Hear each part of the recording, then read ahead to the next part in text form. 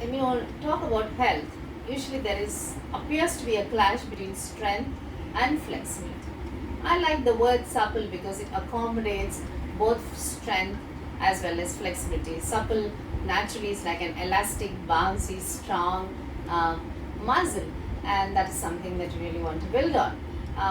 As you grow older, you're going to think that when you work on strength, which is very important, you start feeling stiff, and it's nothing to do with age. It has to do with the fact that maybe the practice is not balanced, or you may be choosing props that are making you stiff.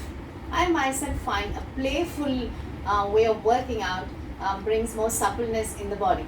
Now look at this.